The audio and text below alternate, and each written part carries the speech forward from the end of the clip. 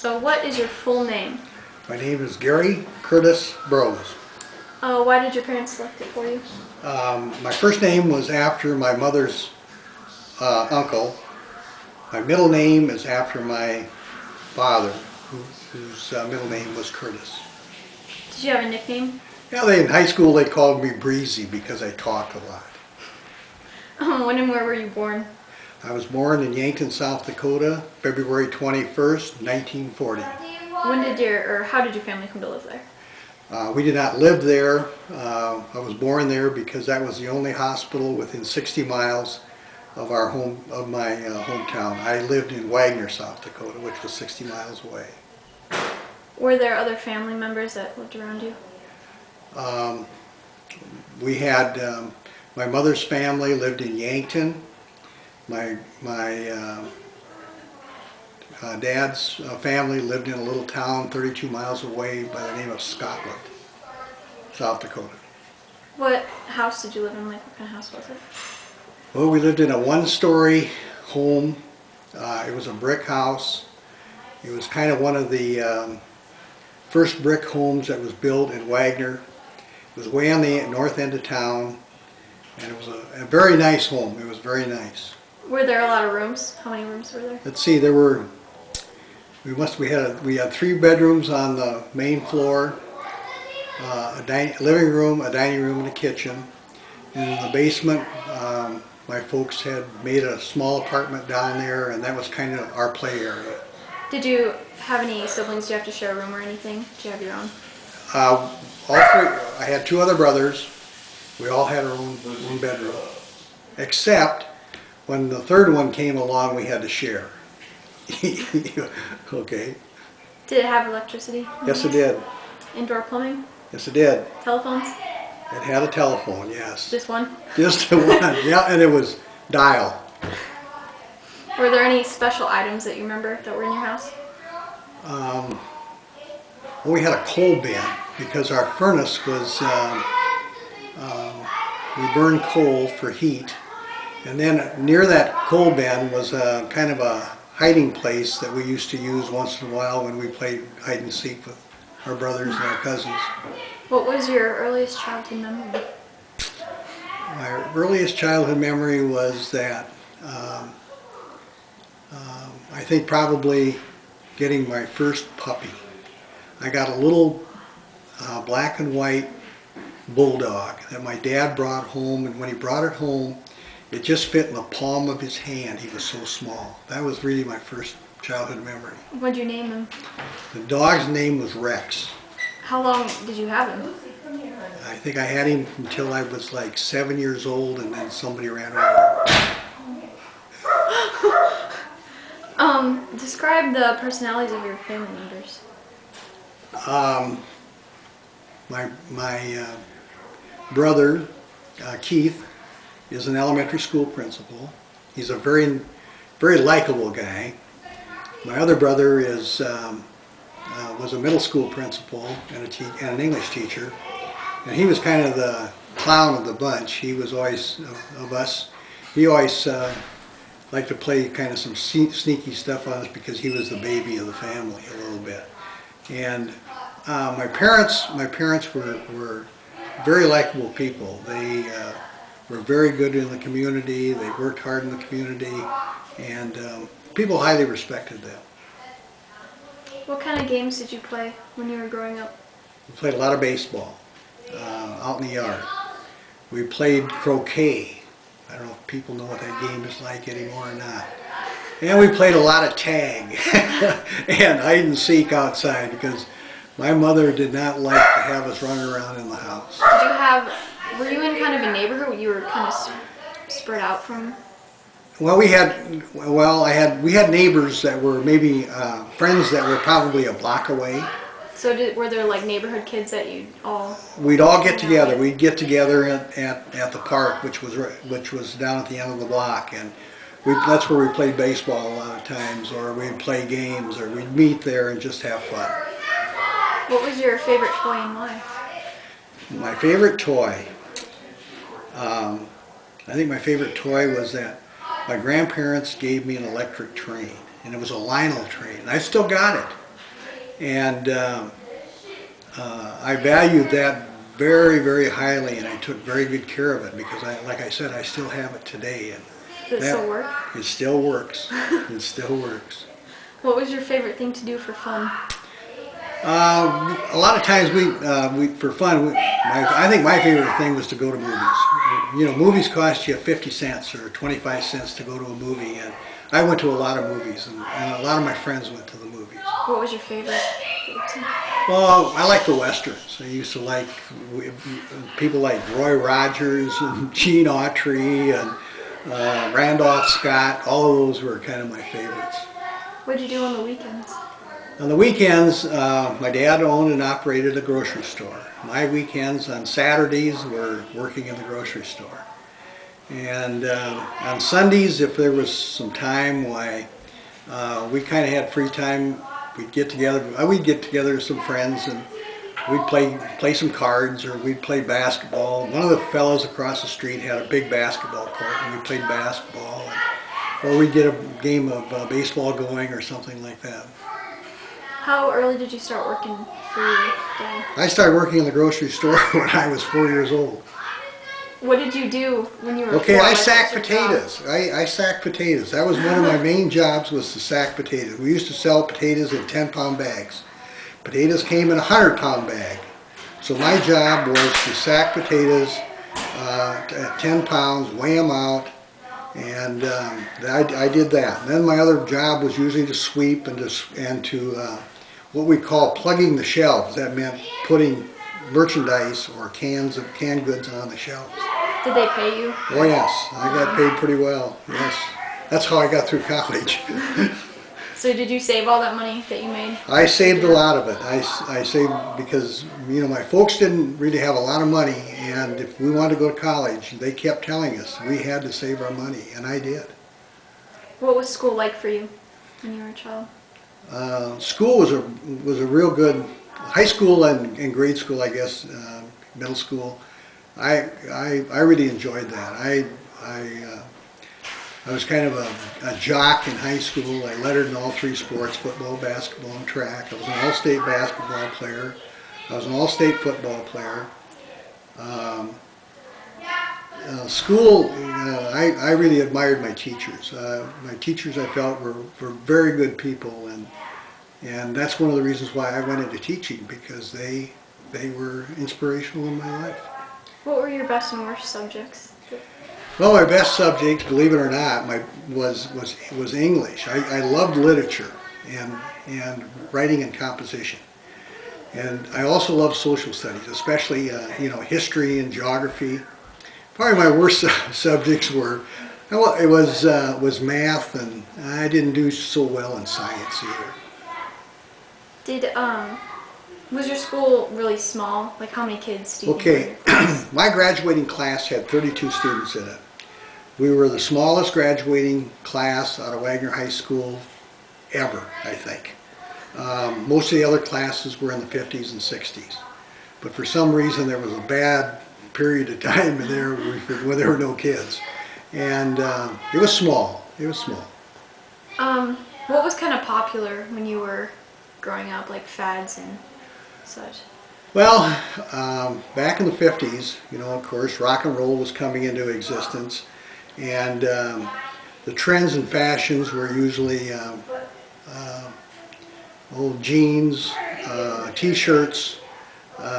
We used to wear a lot of hats. We'd buy hats when the carnival came to town, and we'd buy some hats and kind of decorate them up with some glitter and all that kind of stuff. But I think t-shirts and blue jeans were kind of the big fad. Who were your childhood heroes? My childhood heroes, one in particular, there was a basketball player that played for the Minneapolis Lakers. His name was George Mikan. And he was just one of the most outstanding basketball players that I can ever remember in history. And the other person I admired a lot was Bobby Lane. He was a quarterback for the Detroit Lions. And of course, there were other people like, some of the Cowboy stars were like Gene Autry and Roy Rogers. They were kind of heroes as well. What were your favorite songs and music? Oh, my favorite songs. Oh, I don't think I can remember any particular favorite song right now, but What about like artists that you liked? um, there were groups like the Planners, Elvis Presley. There were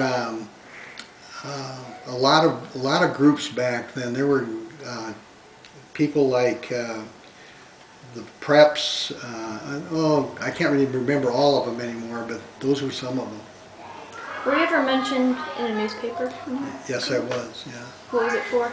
It was for being selected for Boys State when I went to Boys State in South Dakota as a junior.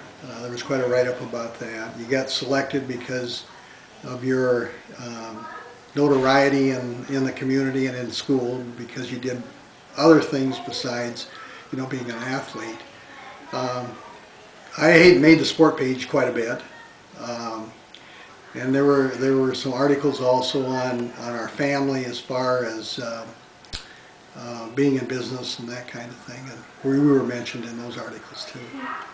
Who were your friends when you were growing up? Well, some of my friends were oh golly, a guy by the name of Dick Kinder. He played basketball with me, and there was a guy by the name of Danny O'Shea. Some of the girls were Marlis Perotic and Judy Mosier, and we kind of ran around together. We had a group kind of called. There was this one guy. He had red hair, and his name was Jack Carr, and he started an organization called Jack's Cats. And we had to, in order to be a Jack's Cat, you had to have a white T-shirt and a black derby. And on the derby it had to say Jack's Cats. And in fact, we were banned from school wearing them to school. We couldn't wear them. So what world events had the most impact on you while you were growing up? Well, when I was growing up, the Korean War was going on, and a lot of young men from our community were enlisted or drafted into that war, and it became, kind of significant to the fact that since there were so many from your own community, that you really paid a lot of attention to world affairs and world events and what was going on in the world. The other thing was, I think, that probably had the biggest impact was the Vietnam War, in which I was almost drafted, but being that I was a teacher and was teaching, I became exempt. Did anybody, get drafted into the Vietnam War? There were a lot of my friends were drafted into the Vietnam War, and I lost a couple buddies that I grew up in high school that were killed. But I think the significant part of that was that there was so much turmoil at that time as pro-war and anti-war, and there were a lot of dissension and a lot of anti-feelings going on. What about your family? Did you have any family members that had been in any wars? I had an uncle that was in World War II. He was what you would call a PBY pilot. He flew a seaplane for rescue operations for pilots that were shot down in the Pacific. Yeah, he spent 4 years doing that. How is the world today different from what it was like when you were a child? The biggest thing. Well, how's it different? Yeah. Well, I think the pace.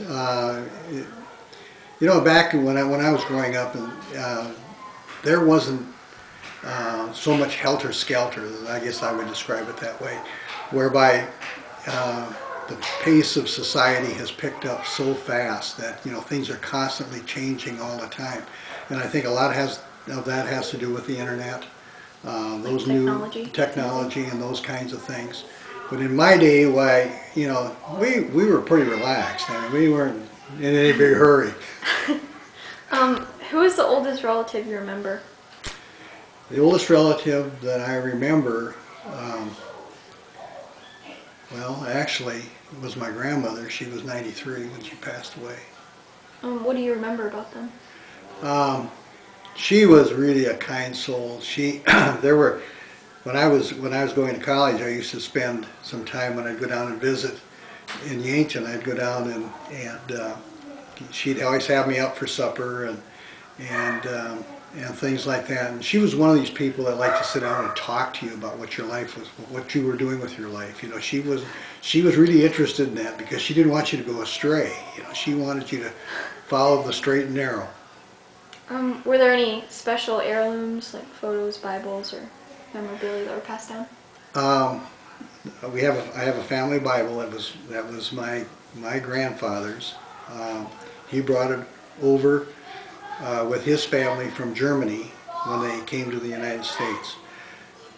My great-grandfather immigrated from Germany to South Dakota, and he was given 40 acres of land under the Timber Culture Act, and I have that original document that's signed by President Benjamin Harrison. Do you know what was the timber culture? The Timber Culture Act is if you planted so many acres of trees, you got so many acres of land free. Okay.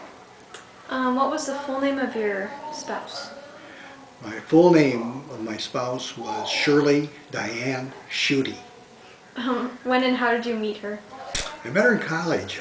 I was president of the junior class at Southern State, and the class officers had to go down early for orientation, and she was in my group. I kind of spotted her and picked her out, and there was a mixer that night, and I asked her to dance, and she danced with me, and I got to know her, and we started going together in college. How did you propose to her, or when and where? Well, I proposed to her November 11th. It's on Veterans Day. We didn't have school that day, and both of us had kind of gone home for the weekend. And my mom had called and said, well, the thing you ordered, which was the diamond ring, is here. So I went home and got it. And we were out that night, and I asked her to marry me, and she said yes. How old were you when you did that? I was, let's see, I must have been 23. Where and when did you get married? When we got married, December 27th, 1964, in a little town. She's from my grandparents' home, where my grandparents lived. She's from Scotland, South Dakota. What memory stands out most from your wedding day? One of my attendants had a new dog, and he took the dog over to one of his friends, and the dog, he had a dog too, and the dog that he had bit my attendant, and we had to delay the wedding almost 2 hours because he couldn't get there. He had to go get stitched up and get a shot for rabies, and that's one of the most memorable things I'll never forget that. How would you describe your spouse, and what do you admire most about them? Well, what do I remember most? Or how would you describe your spouse, and what do you admire most? Well, I describe her as a very caring person. I think she's a very understanding person. She is not quick to judge. She sits back and kind of reads the situation. I think she has an outstanding personality. She gets along so well with people, and you know, nowadays it seems like in our fast world that sometimes communications is one of the things people lack, and Shirley doesn't lack that. She speaks out, and one thing I really admire about her, she stands up for herself, and she stands up, you know, for women in general. I think she doesn't like to see people put women down or anyone down. How many children do you have? We have three. Of course, your mother, Jody, and Jeff, and Tammy. How did you choose their names? Jody we kind of we liked that name. We both kind of saw that name in a book, and we were kind of looking at names, and we kind of didn't know whether we were going to have a boy or girl, but we thought if it was a girl, we we're going to call her Jody. It would be Jodi, and her middle name is Jody Lynn, and she's named after my aunt. That's what it is. What was your proudest moment as a parent? Seeing our firstborn, seeing your mom, Jody. Yeah, I thought that was just really something. What did your family enjoy doing together? Our family, well, we enjoyed just getting together as a family to visit and share memories and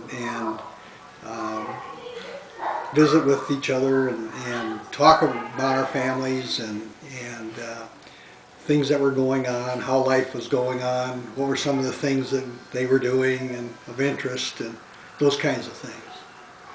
What was your profession and how did you choose it? Well, I was a high school social studies teacher and a coach. I chose it because of the fact that I had some teachers that were very influential in my life. They were outstanding teachers, and I wanted to be like them. And I really chose teaching because I wanted to help kids. I thought I could do that. And from being a teacher, I went on to be a high school principal. I was a high school principal for 32 years, 29 years in the same school. And I think I really enjoyed it. The day it came to retire, I think it was kind of hard because I didn't really want to do that. If you could have any other profession, what would it have been? And why wasn't it your first choice? Well, I guess if I were, to go back and look at it, I would probably say I'd have probably gone into business. Maybe taken over my dad's grocery store or something like that, or food market. I'm not sure, but I had been involved in that ever since I was 4 years old. I had worked in the grocery store, and you kind of get tired of that. You get kind of bored a little bit, and you want to try something different. Our family background, though, as far as my dad's cousins and aunts and uncles, is all in banking and finance, and that just didn't interest me one bit. So I just couldn't find that was my niche at all. I just didn't see myself doing that. Of all the things you learned from your parents, which do you think was the most valuable to you? I think one of the, my folks were hardworking people. They worked very, very hard and put in long hours, and I think if I learned anything is that, and they were successful because of that. They always kept telling me that if you work hard and if you do the things that you need to do, you can be successful. And I always thought that was one of the things they taught me was that always work hard and stay at it. Don't give up. And I think that's kind of something they passed on to both my other two brothers as well. What accomplishments are you most proud of in your life? Well, I look back at my high school days as a high school principal. I think some of the kids that I had that went on to be teachers and lawyers and doctors and research people, and I can't name, I could probably name some of them, but I mean, I just think that those are some of the most proudest things. And then I look at some of them that are outstanding farmers and have done so well in agriculture and have gotten awards in agriculture. And it makes you proud when you see those accomplishments. What is the one thing you most want people to remember about you? Well, I think one of the things I'd like people to remember me by was that when I was a high school principal, I tried to do the best for the students.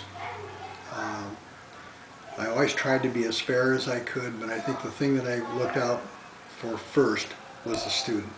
I think if people remember what I tried to do, I think I'd be very happy. Do you have a philosophy of life to share with your descendants?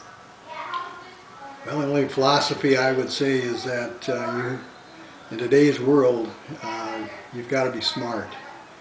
You've got to be able to determine what is best for you, not necessarily what's best for your friends or because your friends are doing it. I think the thing that you have to remember is that you have to work hard and that you have to maintain some sort of philosophy of life yourself. That it's important to know where you came from, what your family was like, who your family was, what they were all about. I think those are some of the real important things. Family to me is the background of one's whole philosophy.